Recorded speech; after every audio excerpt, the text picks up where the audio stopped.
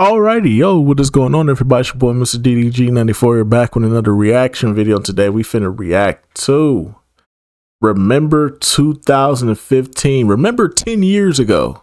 Remember 10 years ago? I remember 10 years ago. Pepperidge Farm remembers 10 years ago. Probably one of the greatest fucking years one of the greatest fucking years I think I've ever had. I wouldn't say it was the best year I had on YouTube. Obviously, 2024, that was probably my best year on YouTube. This year was okay, but I had it was going good. I fucked it up. I fucked it up multiple times.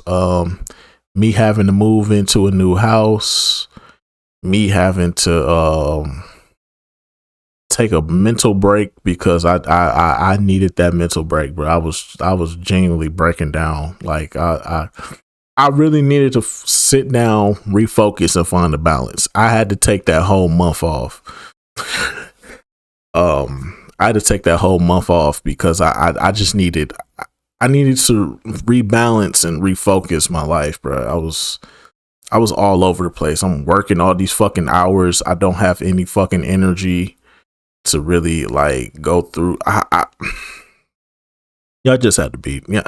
Y'all just don't understand. But 2015, if you was here during my first YouTube run, you would know that 2015 was arguably one of my best years on YouTube. By far, my best year on YouTube was 2015.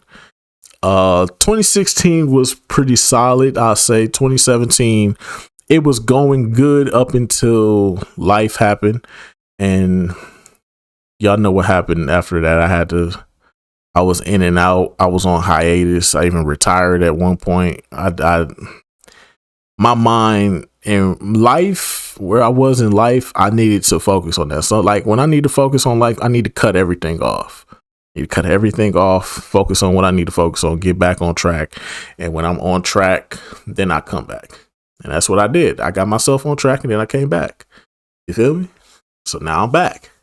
But 2015 was one of them years, bro. 2015 was definitely a good year on the channel if you was here. The 2K15, 16, NBA Live 15, NBA Live 16, even though NBA Live 16 was trash, you know. 15 was a really solid year though, for me.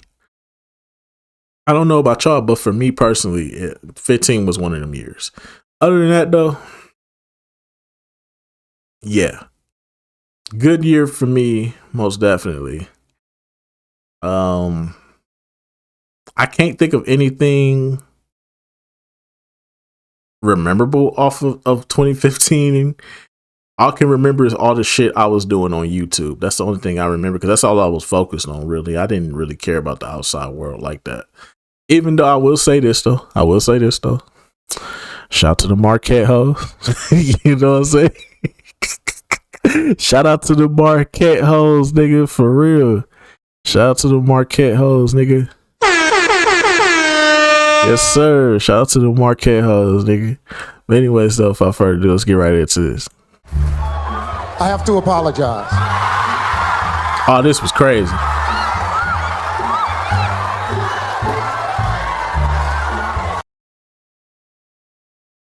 Who gave Mr. Potato Head a job though? That's what I'm saying. The first runner-up is Colombia.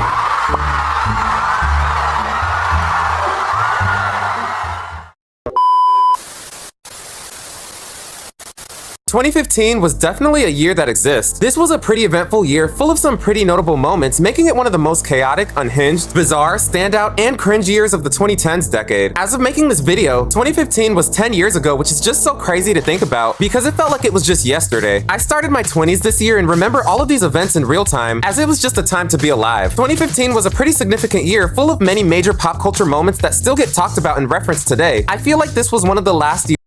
Yeah, this was the year I turned 21. This is the year I turned 21. This is the year I turned 21.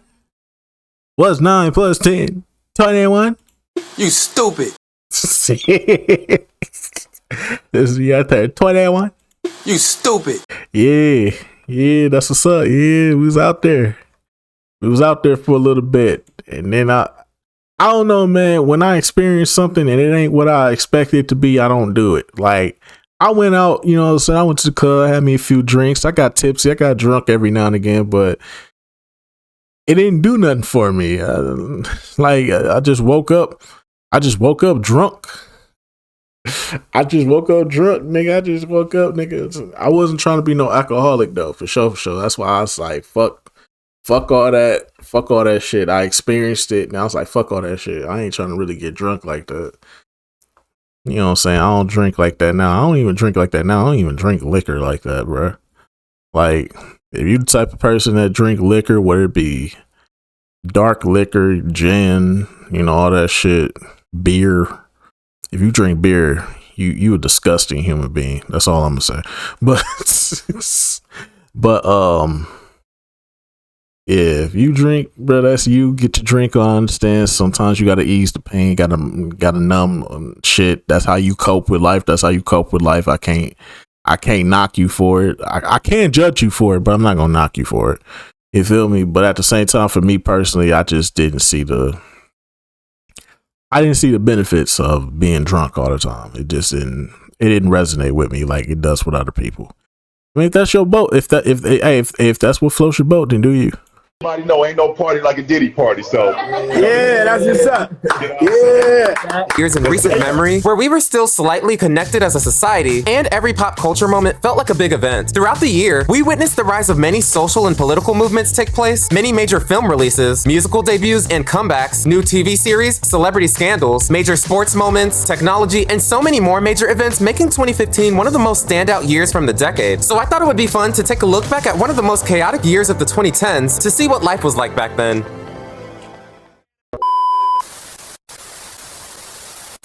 Like I said earlier, 2015 was a pretty cringe and chaotic year, full of some major pop culture moments that really left a lot. Everybody know ain't no party like a Diddy party, so yeah, that's what's up. Yeah. Did P. Diddy fall through the floor? I remember this because Little Kim came up through the trap door. She started doing her dance or whatever. Then Diddy started to walk up, and then I think he fell through the trap door. They tried to edit that part out. No, you couldn't edit that part out, bro. We was dying laughing when that shit happened. Lasting impact on society and culture. Despite the craziness, I feel like this year had a pretty fun vibe to it, as there was a good mix of entertainment for everyone to enjoy. By this year, social media and streaming sites had completely took over, changing the way we interact and engage in media. Thanks to social media trends, hashtags, and virality, the political climate had drastically shifted overnight, where people became less cynical and more sensitive to others moving with the times, as the Me Too and the Black Lives Matter movements really became big deals in mainstream media. In world news, this year saw some major political, economic, military, and cultural events take place that had everyone shook. Throughout the year, we witnessed the Syria refugee crisis, a terror in France, China's stock market crash, the FIFA scandal, a Charleston church shooting, Volkswagen cheating on diesel emission tests, climate change agreements, the Turkey-Russia dispute, the US and Cuba joining forces, Pope Francis visiting the US, and the legalization of gay marriage in all 50 states, as well as many other big things. In sports, the US women's national team won the FIFA World Cup, defeating Japan 5-2 in the final, while Serena Williams won 3 of the 4 Grand Slam tournaments.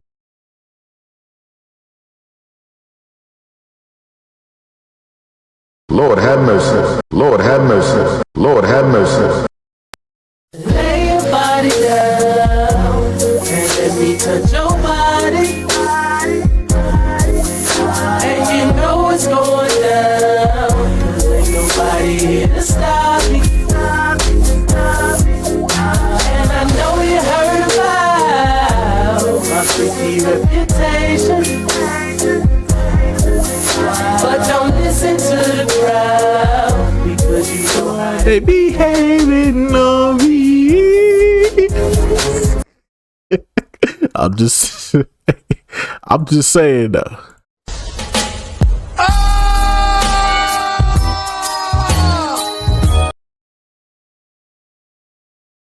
Black goddess right here. Black chocolate goddess right here, bruh. Brown skin, dark skin goddess right here. Fuck y'all mean. And Jordan Spieth won the Masters and the US Open in golf. Serena was actually named Sports Illustrated Sport.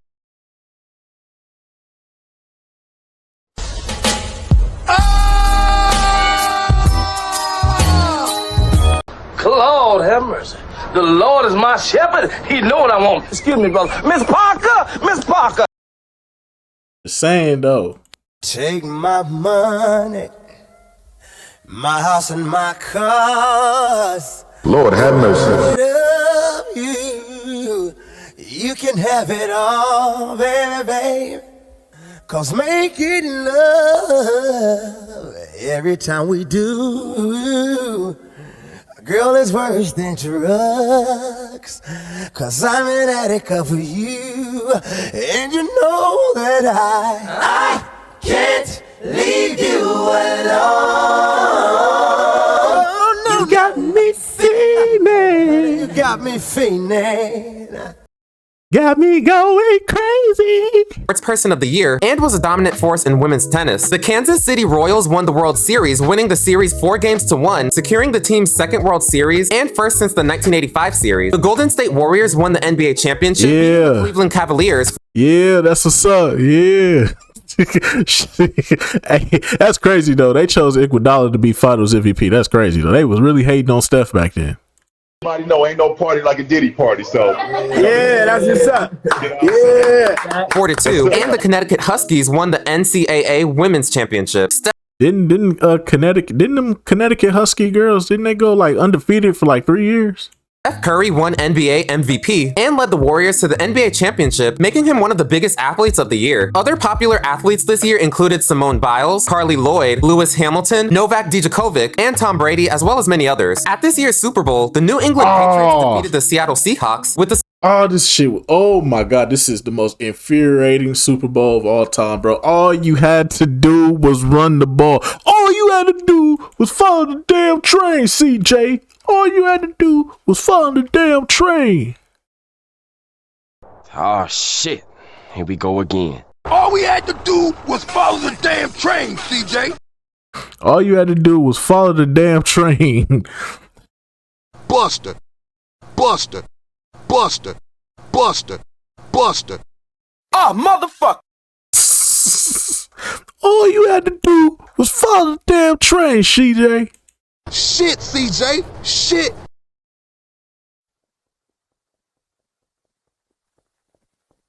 What in fuck's name are you doing? Oh!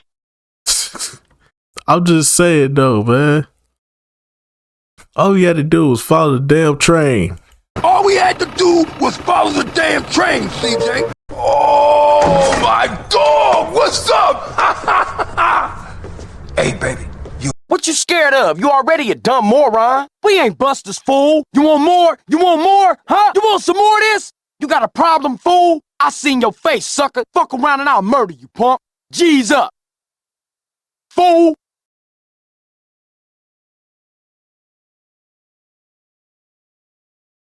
All you had to do was run the damn ball, Seattle. That's all you had to do, man.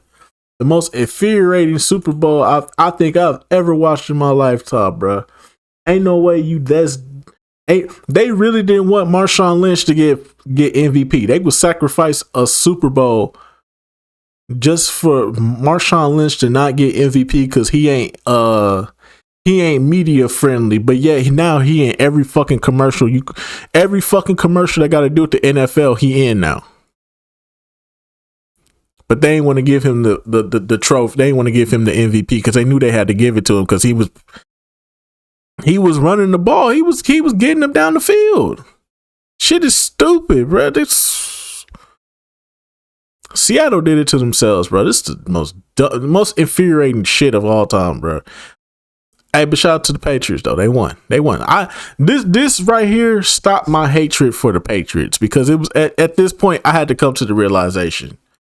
These niggas unstoppable, bro. This nigga Tom Brady unstoppable, bro. Unless it's the New York Giants, this nigga Tom Brady's unstoppable. Not running the ball at the 1 yard line is crazy though. Not throwing a slant on the 1 yard line.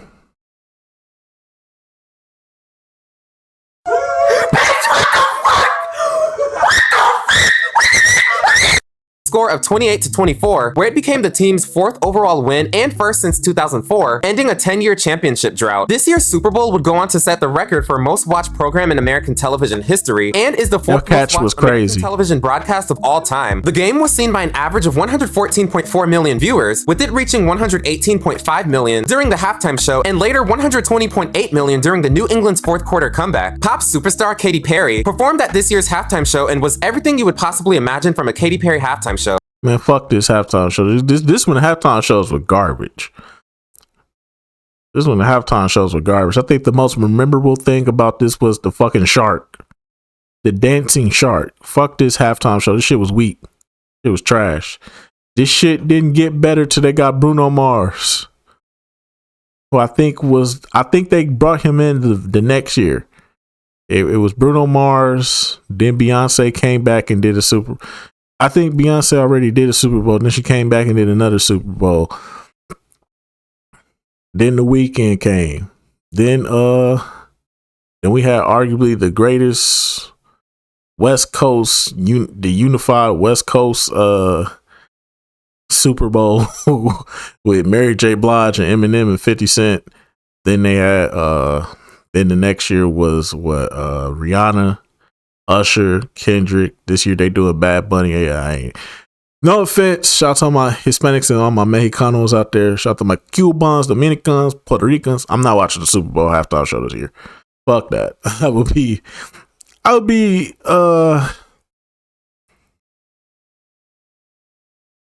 pretty much be with the hoes.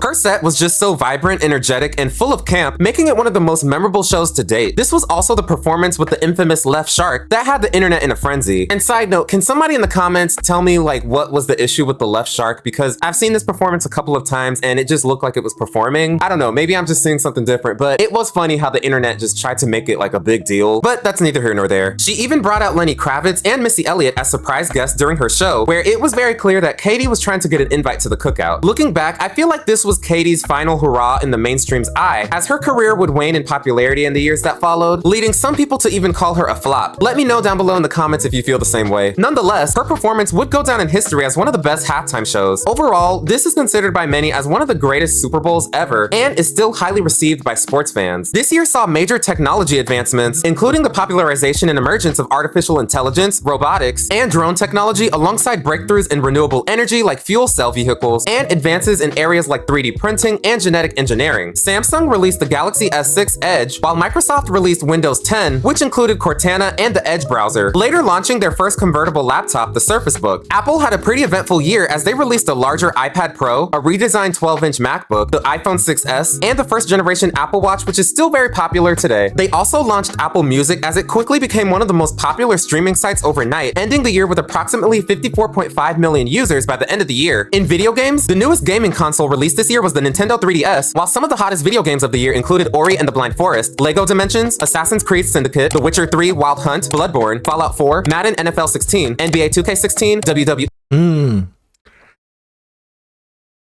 Hey, 2K16 was it, but like I said in the beginning, 2K16 was ass. And I'm talking about NBA 2K16. I never played WWE.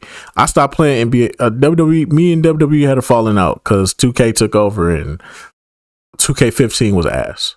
E2K16, Just Dance 2016, Metal Gear Solid 9, The Phantom Pain, Undertale, and Until Dawn, amongst many others. 2015 was also a big year for the theme park industry. A few new rides and attractions that opened to the public this year included Baron 1898 at Efteling, Cannibal at Lagoon, Thunderbird at Holiday World, the Orlando Eye at International Drive in Orlando, Wicked Cyclone at Six Flags New England, and Fury 325 at Carowinds as North America's tallest and fastest Giga Coaster, as well as many other attractions. This was also the year of the Smiler incident at Alton Towers, and I'm not going to go into detail about that, but just know it was pretty tragic. Throughout the year, we witnessed many major celebrity moments that would go on to be some of the most talked about stories of the decade. Many celeb power couples tied the knot this year, including Jennifer Aniston and Justin Theroux, Sofia Vergara and Joe Manganiello, Johnny Depp and Amber Heard, Tina Knowles and Richard Dawson, Jason Aldean and Brittany Kerr, Benedict Cumberbatch and Sophie Hunter, and Mila Kunis and Ashton Kutcher, as well as many others. Ben Affleck and Jennifer Garner announced that they would be divorcing after 10 years of marriage, while Kourtney Kardashian and Scott Disick ended their long-term 9-year relationship in July, following reports of Scott's constant partying and infidelity. Donald Trump kickstarted off his 2016 presidential campaign, giving a very controversial and eyebrow-raising speech in New York City in regards to Mexican immigrants. I can just say this. More people are in this country right now illegally than ever before. I will build a better wall, and I'll build it for cheaper, and Mexico will pay if that's your next question. Bill Cosby admitted to j***ing up women, the Josh Duggar situation, the Kylie Jenner lip challenge going viral, Zendaya versus the fashion police, Ariana Grande licking a donut, later being dubbed Donutgate by her fans, Marvel and Sony announced that Tom Holland had been cast as the new Spider-Man, Zayn Malik shocked the world when he announced his departure from One Direction, and former NAACP chapter president Rachel Dolezal made headlines.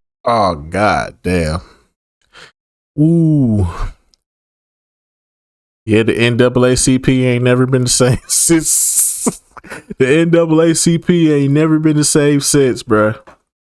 Ever since this happened, NAACP ain't never been the same after this. They infiltrated our shit. They said they had to send a CIA agent undercover. And little did they know, we little did the CIA know we investigators too. And we did some digging, and it turns out, yeah, they sent one of their agents in to check up on us. It seemed like after this happened though, weird shit just started happening in the black community after this happened though. Lines where she publicly identified as an African-American woman to later claim in interviews in light of the scandal that she was indeed black, which is just so bizarre given that she's, you know, a white woman. Are you African?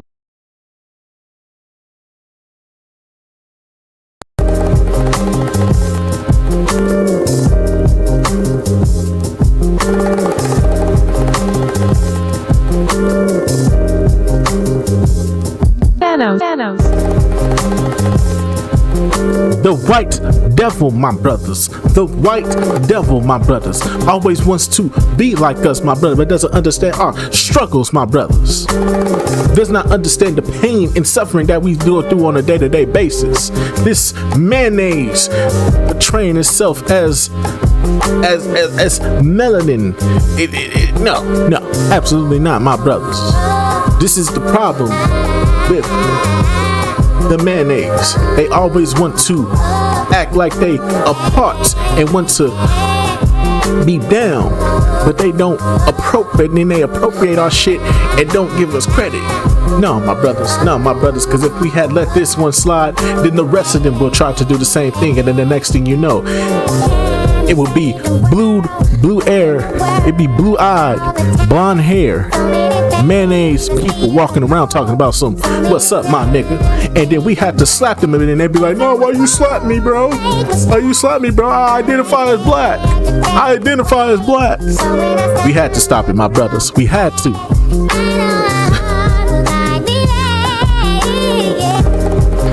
See, this is the bullshit that I be talking about, my brothers. We had to stop this mayonnaise from infiltrating us, my brothers, because if we don't, then it would just get worse from here, my brothers. Now, is it me?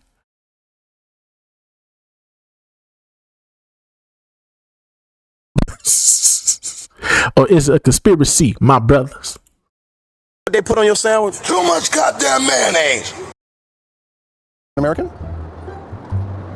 He's a terrorist. I don't understand. He's a Saddam. He's Al Qaeda. At Coachella, Madonna gave Drake an awkward kiss during his performance, while Steve Harvey accidentally announced the wrong Miss Universe winner, where the internet would drag him for weeks on end due to his mistake. The first runner-up is Colombia. And Nicki Minaj called out Miley Cyrus at the MTV Video Music Awards, as well as many other things. And now, back to this bitch that had a lot to say about me the other day in the press. Miley was good. Yeah, you pressing up on white bitches, but when Cardi B pulled up on you, you ran like a little bitch. It's nah. Let's talk about it. Nah, this y'all queen, right? Queen want to talk shit when it's the mayonnaise, but when a real sister pulled up on her, where was she at? Is this your man? Whose man's is this? Huh? Didn't know. Yeah. Act tough around the white. Yeah. I don't mind it though. I don't mind you getting on the mayonnaise. Always attack the mayonnaise. I don't mind you getting on the mayonnaise, but when a real sister press you about some shit that you was saying and they addressing you about it, why you running? Why you hiding? Big fella. Sit down, big fella. I'm just saying though. Had that same energy. At the time, Jon Stewart hosted his last The Daily Show, David Letterman hosted his final episode of The Late Show, and just a few months later, Stephen Colbert took over as host, where he had George Clooney on as his first guest. At this year's Oscars, Neil Patrick Harris hosted the ceremony, where it received over 37 million viewers, making it one of the most watched ceremonies of the decade. Birdman or The Unexpected Virtue of Ignorance won 4 awards, including Best Picture and Best Directing. Other major winners of the night included Eddie Redmayne, Julianne Moore, J.K. Simmons, Patricia Arquette, and John Legend, as well as many others. The 2015 Grammys was a pretty good show this year with many notable winners. LL Cool J hosted for his 4th time in a row, where the awards actually took place on President's Day, which fell on a Monday, instead of the typical Sunday nights they usually do. Beck's album Morning Phase was crowned Album of the Year, later followed by a funny interaction between him and Kanye, reminiscent to his infamous 2009 VMA scandal. And Prince was also giving Beck the side. Hey, Kanye was about to do it again, but they stopped him. Kanye was about to do it again, but they stopped and said, Kanye, don't do it again now. You know what's going to happen the next time you do it. You should have did it. Because I'm going to be real. When was the last time you heard Beck? I'm just saying, bro. Where's this brother been at since then? During his acceptance speech, which many people actually believe that Beyonce should have won for her groundbreaking self-titled album instead of him, but that's another video for another day. And Prince was always being shady. If you know, you know, but we love Prince for that. Newcomer Sam Smith was the biggest winner of the night, as he took home 4 awards, including Best New Artist, Record of the Year, Song of the Year for Stay With Me. Oh, absolutely. Sam Smith should have definitely took away them awards for 2014. All that shit that he was dropping in 2014, 2013. So I want you in my screen. I'm walking over you. That shit was hard, bro. Hold on, guys. Hey, Sam Smith was going crazy in 2013, 2014, bro. He definitely deserved his Grammys. And Best Pop Vocal Album for his debut album, In the Lonely Hour. Other major winners of the night included Paramore for Best Rock Song for their smash Ain't It Fun, Pharrell Williams for Best Pop Solo Performance for his song Happy, Tony Bennett. Oh no, that shit deserves a war. That's a war crime. The Grammys deserve to go to hell for that one. And Lady Gaga for Best Traditional Pop Vocal Album for their joint album Cheek to Cheek, and Beyonce for Best R&B Performance and Best R&B Song for her hit Drunken Love featuring her husband Jay-Z, as well as many other big winners. This year's Met Gala theme was China Through the Looking Glass, with many Everybody know ain't no party like a Diddy party. Yeah, that's just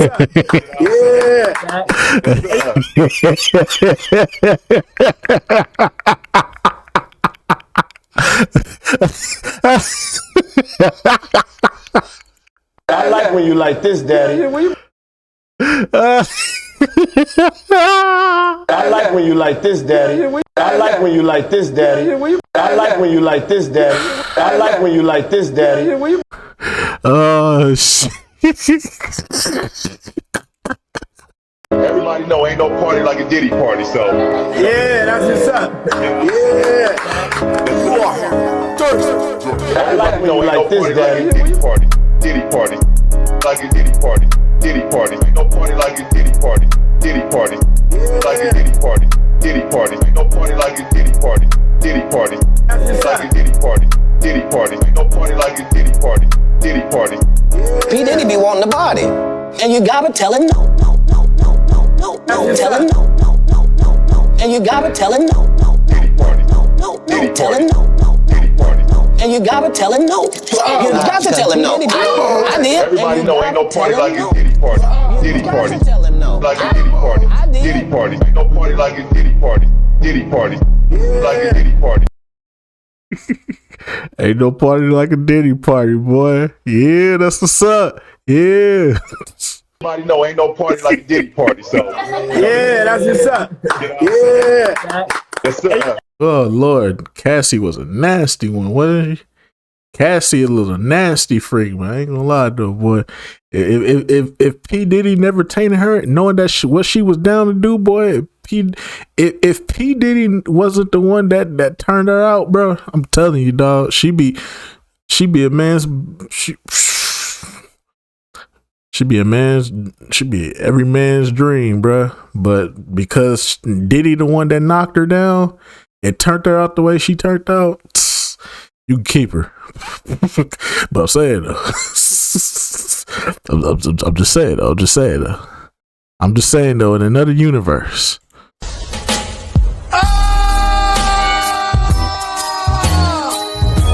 showing some of their best fits. Possibly the most talked about look of the night was the Queen of Fenty herself, Rihanna. Rihanna wore this yellow ensemble designed by Joel Pay, and it was all the rage that year. This has to be hands down one of the most iconic and instantly recognizable Met Gala looks to ever exist, as it would be referenced, recreated, and memed to death for years on end. And it was actually one of the most searched things on Google that year, which I didn't know until making this video. She looked absolutely stunning and was giving me fresh omelet vibes, if you know what I mean. And speaking of fashion, now enjoy these other random red carpet looks from the year.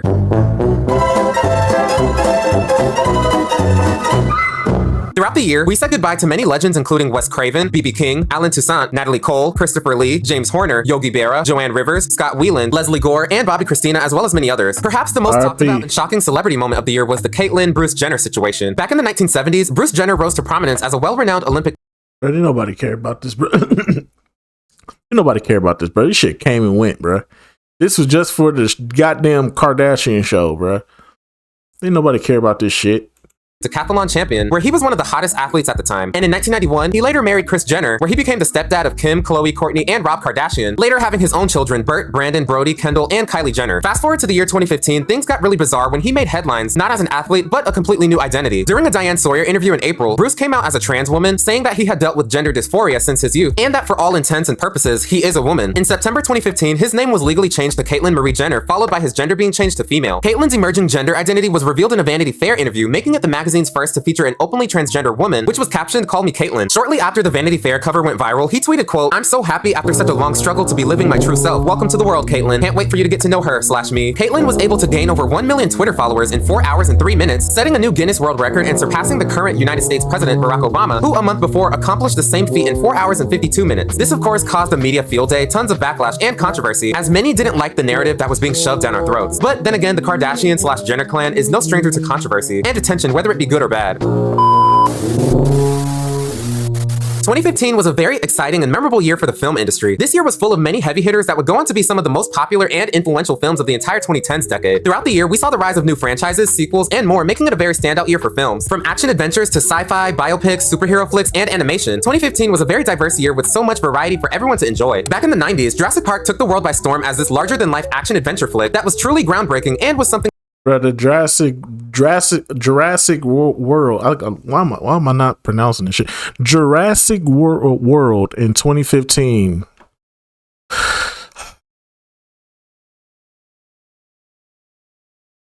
I was just looking at this shit. I was like, bro, stop making these movies, bro.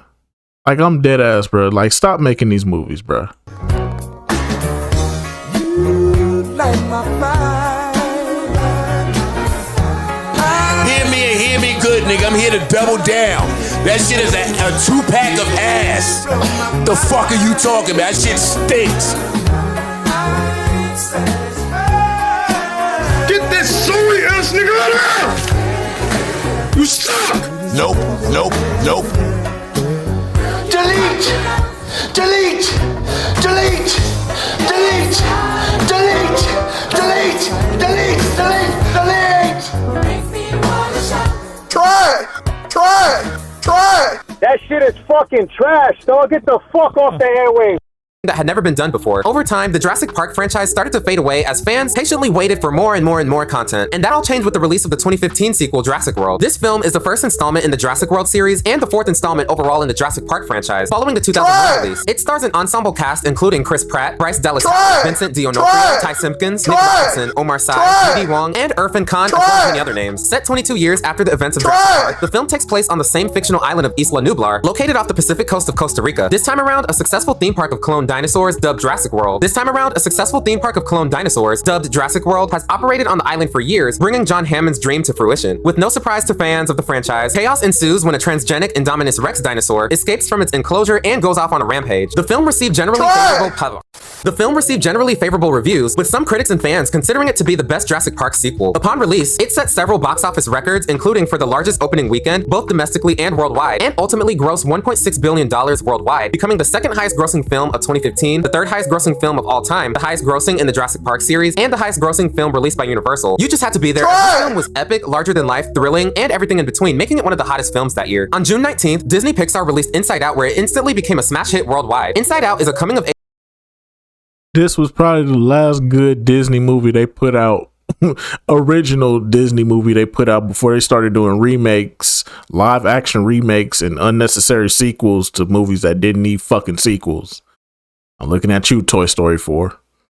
Story that answers the question of, do you ever wonder what's going on in someone's head? And takes it literally. The film features the voices of Amy Poehler, Phyllis Smith, Richard Kind, Bill Hader, Louis Black, Mindy Kaling, Caitlin Diaz, Diane Lane, and Kyle MacLachlan. Inside Out follows the inner workings of the mind of Riley, a young girl who adapts to her family's relocation as 5 personified emotions administer her thoughts and actions. Joy, anger, disgust, sadness, and fear were the 5 main emotions in Riley's mind used as the main characters, and they might honestly be the best set of characters in any Pixar movie besides Toy Story and The Incredibles. The film has received critical acclaim for its writing, screenplay, subject matter, plot, musical score, depth, direction, creativity, setting, vocal performances, and animation, where some fans and critics even cited the film as a return to form for Pixar. Speaking of, the animation was just incredible, where it just had this cozy and vibrant feel to it. The unique and colorful character designs also played a big role in the success of the film. Each emotion character stood out from one another, making them very memorable. So memorable that they're still very popular Halloween group costumes every year. Inside Out is seen by many as a fan favorite and one of the greatest Pixar films in their catalog. It's also seen by many as one of the best animated films of all time. Straight Outta Compton was one of the most anticipated film releases of the year and one of the most standout films of the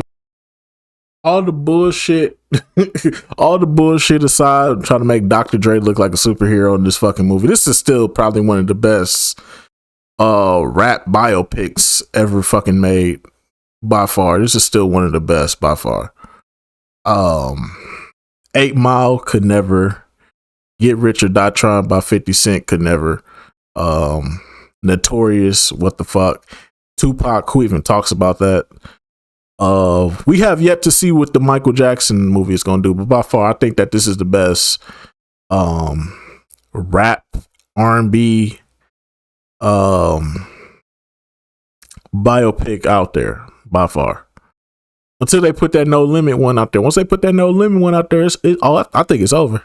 2010s decade, in my opinion. It's an American biographical drama film that tells the story of hip-hop group NWA's rise and fall under manager Jerry Heller. The film, directed by F. Gary Gray, stars O'Shea Jackson Jr., Corey Hawkins, and Jason Mitchell as Ice Cube, Dr. Dre, and Eazy-E respectively. Side note, but O'Shea Jackson is the exact spitting image of his father, Ice Cube, as the two just look so much alike. Released in August 2015, the film received critical acclaim for its raw and unfiltered nature, and was a box office success, grossing $201.6 million worldwide. On August 27, 2015, Straight Outta Compton became the highest-grossing musical biopic of all time in the United States, with $20.9 million, passing the 2005 Johnny Cash biopic Walk the Line, later being surpassed in 2018 with the Bohemian Rhapsody film. Like I mentioned earlier, Straight Outta Compton received critical acclaim for its engaging performances, powerful storytelling, historical context, and of course the music. Critics praised its energy, direction, and exploration of police brutality, racism, and the rise of hip-hop culture in America during the 1980s. Star Wars The Force Awakens was without a doubt the biggest film event of the year. Star Wars The Force Awakens is an epic space opera.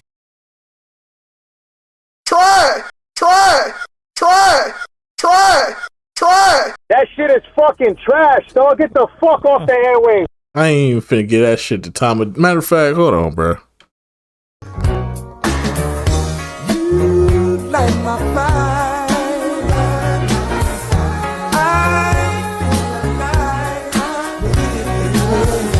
You blow my mind. That shit is fucking trash, dog. Get the fuck off the airwaves. Hell no. Trash ass.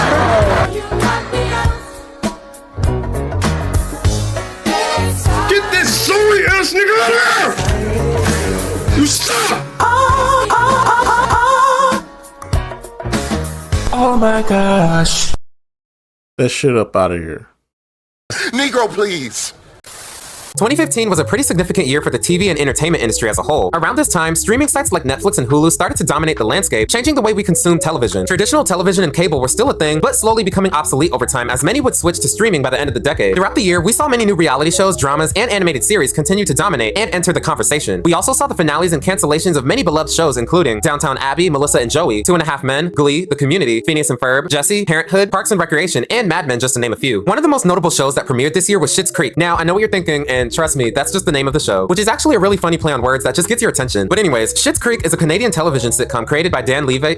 Schitt's Creek is a Canadian television sitcom created by Dan Levy and his father Eugene Levy, airing on CBC television from 2015 to 2020. The series follows the formerly wealthy Rose family, who, after their business manager embezzles the family business, Rose Video, lose their fortune and relocate to a motel in a small fictional town of Schitt's Creek, where they must adjust to their new life circumstances. Dan Levy actually came up with the concept of the show when just wondering how wealthy families, as frequently depicted on American reality television, would react if they lost all their their money, and it's pretty clear that he was referencing the Kardashians when he created the show. This was actually a pretty good concept for a TV series, as it's one of those things that many people secretly think, but just don't say out loud. He developed the series with his father before pitching to several Canadian and American networks, before landing on CBC television. Schitt's Creek received critical acclaim and garnered a cult following, particularly for its writing, humor, and acting, making it one of the most notable shows of the decade and of the 21st century so far. On January 7th, Empire premiered where it quickly became one of the hottest shows of the year. Created by Lee Daniels and Danny Strong, that shit is fucking trash, dog. Get the fuck off the airwaves. Hey, 2015 was ass, bro. He gonna even hold you, bro. First Jurassic World, Star Wars, now Empire, bro. Try.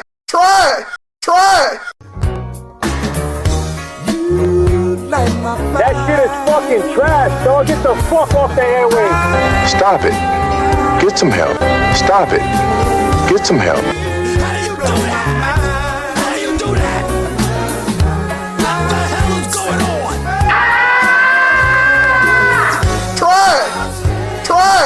Try. Get this sorry ass nigga out of here! You suck! Hell no! Trash ass.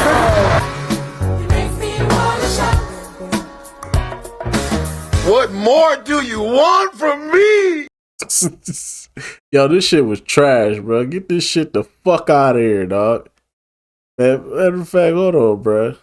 Hold on. I ain't about to let this shit slide, bro. This shit get on my nerves now. This shit get on my nerves now, bro. All this trash that they put in front of me, bro. I can't take it no more, man. I can't take it no more. Get the fuck up out of here with that bullshit. Get off the motherfucking mic. Damn. All this trash in 2015, bro.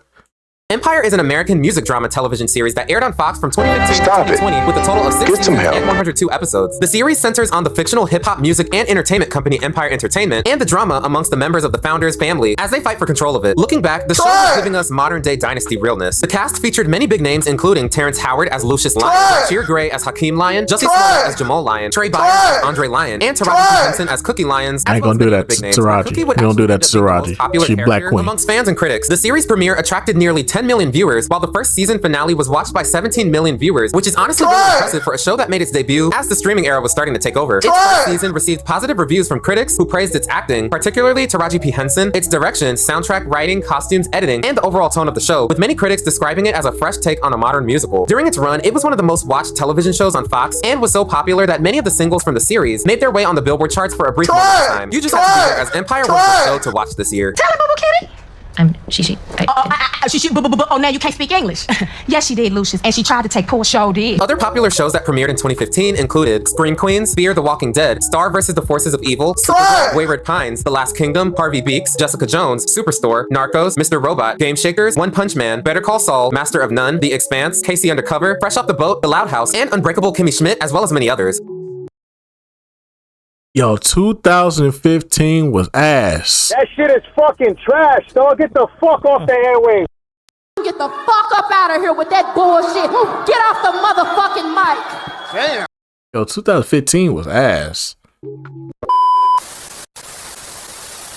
2015 was a pretty memorable and interesting year for mainstream music. I feel like the 2014 to 2016 era was a bizarre time for popular music as we were slowly coming out of the recession pop era that dominated the late 2000s and the early 2010s. This was the era of trendy memes, internet sensations, and viral dance crazes, becoming major hits on the charts and in the mainstream. Watch Me from Silento comes to mind when I think of this weird experimental time period, as it was one of the most inescapable hits of the year. Throughout the year, we saw the rise of many trends, musical comebacks, and commercial dominance from some of the decade's biggest stars, albums, and songs. This was truly one of the last memorable years for music, where most of the top 40 hits were massive and everyone knew each song. This was also around the time when streaming was just starting to really take over and change the landscape of how we consumed music, compared to being force-fed to what was popular on the radio. In 2015, we witnessed a wide variety of musical genres and trends have their moment in the sun, with everything from trap, hip-hop, to EDM, to 80s. That one odd bastard had his run, bro. I would pause right here with this nigga Drake looking zesty as fuck, man. Get the fuck up out of here with that bullshit. Get off the motherfucking mic. Damn. The fuck going on here, bro? Oh man. Everybody know ain't no party like a Diddy party, so. Yeah, that's what's up. Yeah. Inspired dance pop, country, film soundtracks, alternative, and tropical house, making for a very memorable year. But no, like I was trying to say though, that one-eyed bastard, man, he went on a generational run in 1 year. This man went on a generational run in 1 year, bro. In 1 year, this man went on a generational run. That is crazy, bro. That one-eyed bastard. Shout out to Fetty Wap, even though that nigga in jail right now. I think he got out though. I think he got released though. If I'm not mistaken, I think he out of jail now. And well-rounded year in music. On March 15th, 2015, Kendrick Lamar released his third studio album. Oh, the most overrated album of all time, bro. Overrated. It's a good album, but it's overrated as fuck, bro. Y'all gassed this shit. Like J. Cole said, like J. Fold said before he backtracked everything he said, like a little bitch that he is.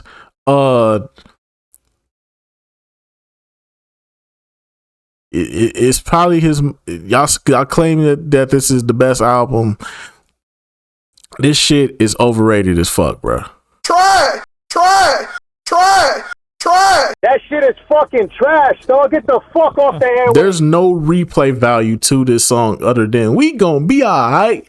We gonna be alright. Do you hear me? Do you feel me? We gonna be alright. What you want? You a house? You a car? No, that's the only replayable song off this entire album. Like, I get the concept, but bro, this is not what I came here for. This shit is boring. Like, god damn.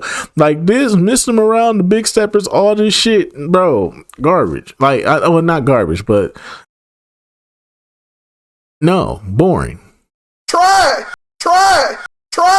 What more do you want from me? Y'all overrate and overhype this shit, bro. I'm sorry, but y'all overrate and overhype this shit, bro. I could never. Y'all got it, bro. If I understand it's a lot of Kendrick Lamar fans out there going to say, you was probably listening to, you goddamn right I was listening to Drake. You want to know why? Because Drake was putting out shit that I could fucking replay. God damn it. If you reading this is too late, when that shit came out, I was bumping that 10 times more than I was bumping To Pimp a Butterfly. Fuck out of here, bro. I'm not the type of person to say Drake won that battle. No, I would never say Drake won that battle against Kendrick. When he dropped Meet the Grams and Not Like Us in less than 24 hours, yeah, it was over. I say Kendrick won the battle. Listen, Kendrick won the battle in 2024. But back around this time, Drake had 2015 in the chokehold. I don't care what anybody says. Drake had 2015 in the chokehold and it wasn't even close, bro. Think about it. Nothing was the same. The Meek Mill beef. He dropped the collab album with Future.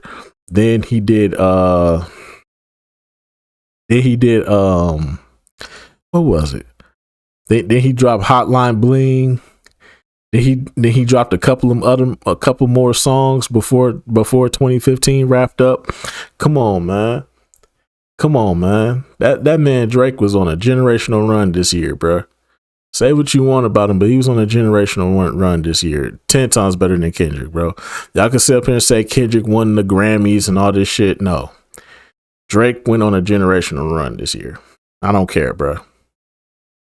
I heard Drake more on the radio than I heard Kendrick. Kendrick only had one song that was on the radio. Drake had like damn near like 7 songs on the radio at one point, bro. This nigga had 7 songs on the radio at one point in time in this year, bro. Meanwhile, Kendrick just riding off that one song. We gonna be alright. Do you hear me? Do you feel me? We gonna be alright. That song got annoying super quick, bro. Y'all overplayed the shit out of that one. Pimp a Butterfly to great success. Primarily a hip-hop album, To Pimp a Butterfly incorporates numerous other musical styles spanning the history of African-American music, most prominently jazz, funk, and soul. It also features elements of conscious hip-hop, G-funk, and neo-soul, as well as many other genres. Lyrically, it features political commentary and personal themes concerning African-American culture, racial inequality, depression, and institutional discrimination, making the album stand out and ahead of its time, as not many were making bodies of work with this type of subject matter. This thematic direction was inspired by Kendrick's tour of historic sites during his visit to South Africa, such as Nelson Mandela's jail cell on Robben Island. Since its release, the album later received widespread acclaim from critics and fans who praised its musical scope and the social relevance of Kendrick lyrics. Some of the big singles from this album included hits like The Blacker the Berry, King Kunta, and All Right, as well as many others. This was actually Kendrick's most ambitious and experimental body of work up until that point, standing the test of time as an all-time classic. Many people actually consider it to be one of the greatest hip-hop albums in recent memory, the best album of the decade, and one of the greatest albums of all. They gave that shit best album of the decade over My Beautiful Dark Twisted Fantasy and Good Kid, Mad City. If you said Good Kid, Mad City, I wouldn't agree with you. But you put To Pimp a Butterfly over My Beautiful Dark Twisted Fantasy by Kanye, you smoking on dick. I would, matter of fact, I wouldn't even put this above Take Care. I wouldn't even put To Pimp a Butterfly over Take Care. Yeah, that's right. I said it. Take Care is a better album than To Pimp a Butterfly. I said what I said. I said what the fuck I said, nigga. I said with my whole chest, nigga. Take Care was a better album than To Pimp a Butterfly. I don't care. I'm not even a Drake fan, bro. I'm not even a Drake fan. I don't care about Kendrick or Drake, bro. I don't care about neither one of these niggas, bro. But like I said, if you had said Good Kid, Mad City was the best album of the decade, I would agree with you. But I would never put To Pimp a Butterfly over Take Care. I wouldn't put it over Take Care. I wouldn't put it over Good Kid, Mad City. I wouldn't put it over My Beautiful Dark Twisted Fantasy. I wouldn't do it. And I don't even think Kendrick had the best album of 2015. Scarface had the best album of 2015 because he did the same shit that Kendrick did, but he simplified it and made it 10 times better. Okay? I think Scarface had the best album. If you go listen to it, Deeply Rooted, it's the exact same shit that Kendrick was saying, except he didn't put double entendres on it to make you think about what the fuck he was talking about. Make you have to listen to it 500 times. No, Scarface told you exactly what's going on out here in the world, what he been going through, what he see, and how he views it. You know what I'm saying? Scarface just keep it real with you. Scarface is a rapper's rapper. He ain't on that double entendre shit. I gotta be mysterious and all this other shit to make you think. Like, nigga, I ain't trying to do all that shit. No, Scarface, hands down, had the best album of 2015. It wasn't even close, bro. Scarface, Deeply Rooted, runs circles around to Pimp a Butterfly. I said what the fuck I said. Time. Throughout the beginning of the decade, Canadian artist Abel McConan Tesfaye, better known as The Weeknd, gained recognition for his alternative R&B sound, mystique, and dark moody aesthetic as an up-and-coming underground artist. On August 28, 2015, The Weeknd released his sophomore album Beauty Behind the Madness, where he became an overnight success, launching his career to new heights. Beauty Behind the Madness has been described by critics as a noticeable shift from The Weeknd's alternative R&B background to a more mainstream pop-oriented sound, with some of his original elements remaining intact. The album incorporates elements of disco, funk, soul, art rock. This nigga had this. If there was an MVP of 2015, the MVP had to be The Weeknd, bro. By far, The Weeknd had 2015 in chokehold. He was everywhere, bro. You couldn't go nowhere. You go to the mall. I can't feel my face when I'm with you. You go to fucking Walmart. I can't feel my face when I'm with you. You go to fucking you go to Tarjay and shit. I only want to this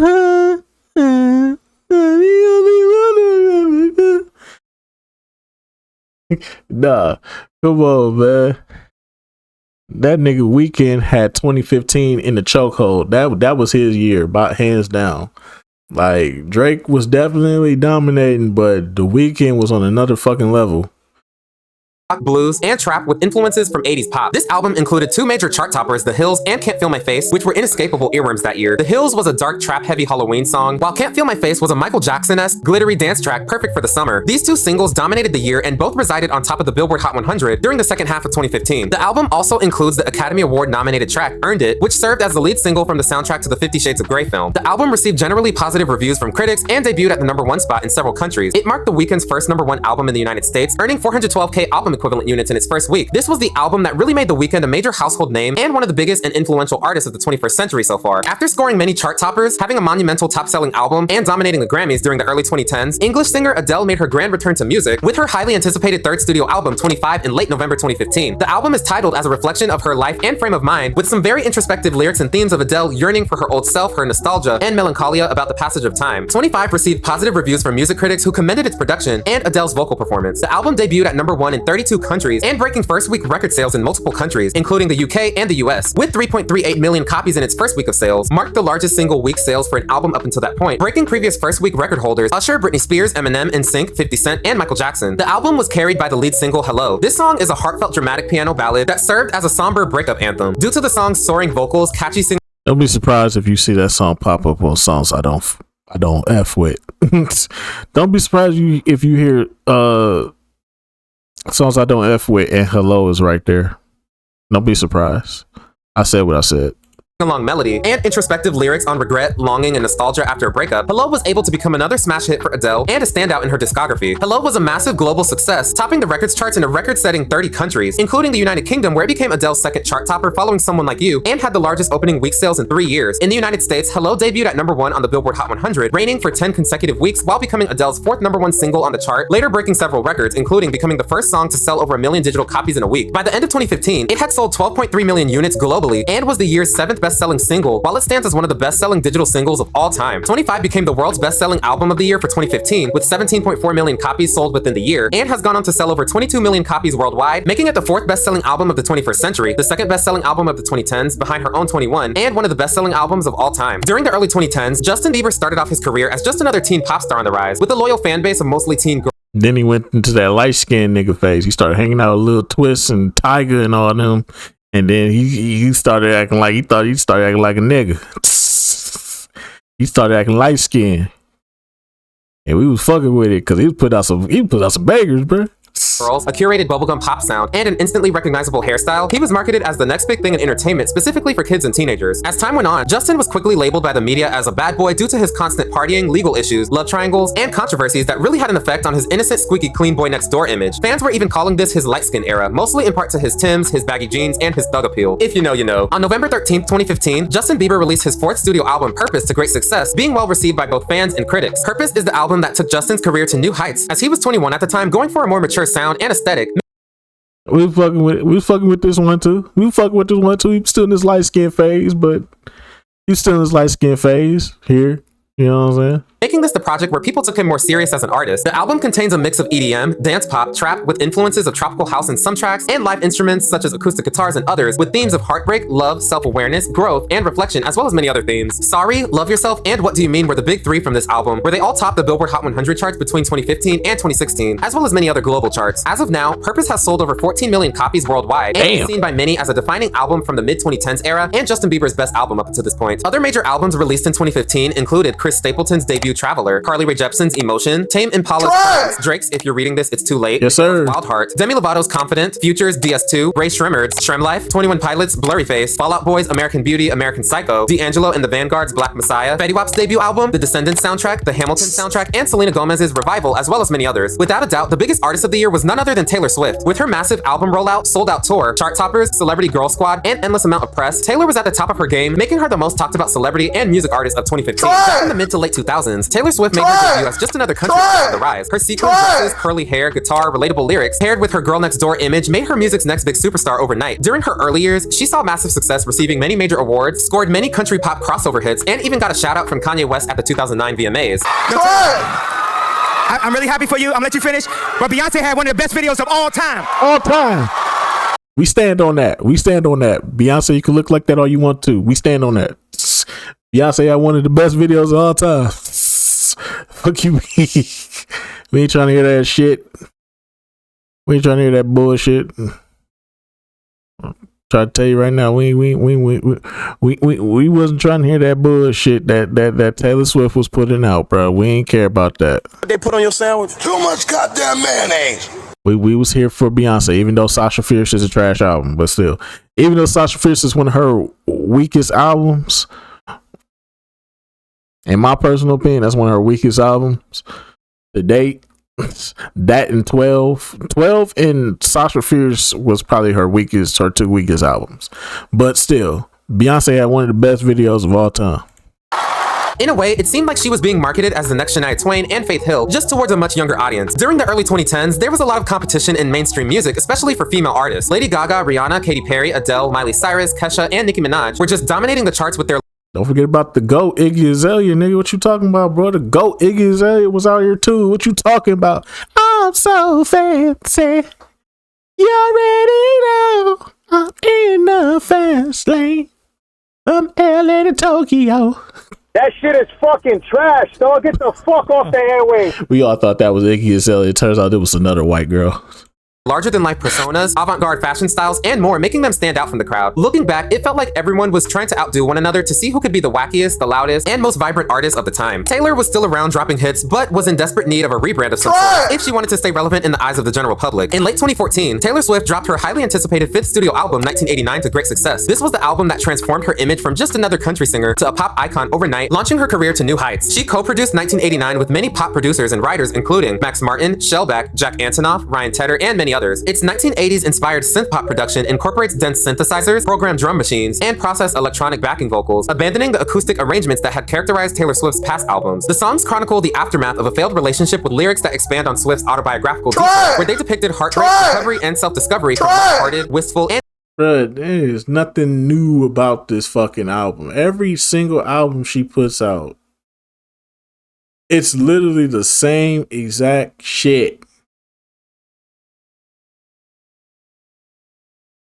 It's literally the exact same shit. She get into a high profile relationship with somebody, she breaks up with them, then she writes a new fucking album about it and puts the same exact shit out. And people only eat it up because she's their pop star darling. The only reason why I think with her in the relationship with Travis Kelce, he better not fuck up, because the moment she says, I don't want to do this anymore, she gonna have another top 10 album of the fucking decade, bruh.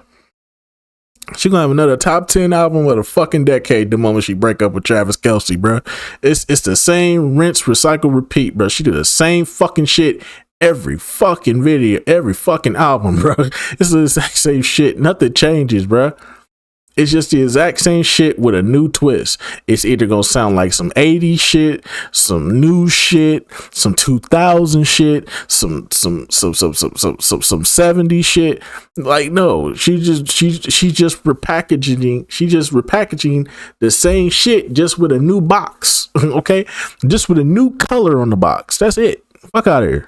Nostalgic perspectives. The album was promoted with the 1989 World Tour, which became the highest-grossing concert tour of 2015. You Just Had to Be There, as this was the tour of the year. She even brought out many surprise special guests, including Nelly, Mick Jagger, Selena Gomez, Wiz Khalifa, Justin Timberlake, Fifth Harmony, Idina Menzel, The Weeknd, and Mary J. Blige, as well as many others. 1989 included many major top 10 hits that defined this era, including the inspirational Hater Kiss-Off anthem Shake It Off, the self-aware Blank Space, the melancholic Style, the euphoric and nostalgic Wildest Dreams, and the infectious Bad Blood, which featured Kendrick Lamar, amongst many others. Apparently, Bad Blood is a diss track to Katy Perry, of all people, as the two were in a petty feud over some background dancers, and Katy later called her a Regina George in sheep's clothing, which is just so funny looking back. As of today, 1989 has sold over 14 million copies globally, making it one of the highest selling albums of the decade, and is seen as one of the biggest pop eras of all time. You Just Had to Be There, as Taylor Swift dominated 2015, as she was just everywhere from every major award show, every radio station, and playlist. And this was just the start of her dominance in the mainstream media, as she would continue to be a mainstay in the 2020s decade. Other major hits from 2015 included Worth It from Fifth Harmony and Pitbull, See You Again from Wiz Khalifa and Charlie Puth, Shut Up and Dance from Walk the Moon, Love Me Like You Do from Ellie Goulding, Hotline Bling from Drake, Cool for the Summer from Demi Lovato, Stitches from Shawn Mendes, I'm Not the Only One from Sam Smith, I Don't F With You from Big Sean, yes, sir. 40, Lips Are Moving from Meghan Trainor, Supposed to Be from Omarion, oh hell no, get that shit up out of here. Queen from Fetty Wap, Cheerleader from Omi, Sugar from Maroon 5, Thinking Out Loud from Ed Sheeran, and Uptown Funk from Mark Ronson and Bruno Mars, as well as many others.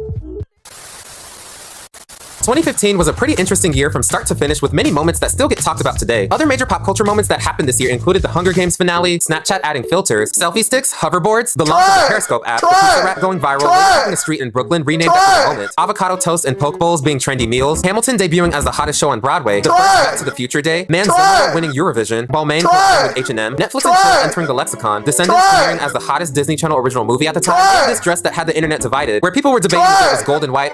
This shit right here, bro, was annoying as fuck. Is it white? No, bro, it's white. It's white and it's white and black, not blue and black, bro. Y'all tripping, bro. Y'all trip, bro. Y'all was really having an argument. Your niggas was having a complete meltdown over this stupid ass thing, bro. I didn't give two fucks about this, bro. They was trying to debate that shit. I remember I was working at City Trends around the time, bro. It was like, bro, it was like, hey, you think that dress was what? I was like, bro, I don't give no fuck about that shit, man. Get the fuck out of my face. I was like, bro, that shit got super annoying. Niggas kept coming up to me talking about, hey, bro, be honest, bro. that dress was white and black, not blue and black. I was like, bro, I don't care about that, bro. Stop asking me that shit. I was like, oh, my bad, bro, my bad. Guess you having a bad day. No, I'm just getting tired of people asking me that dumbass question.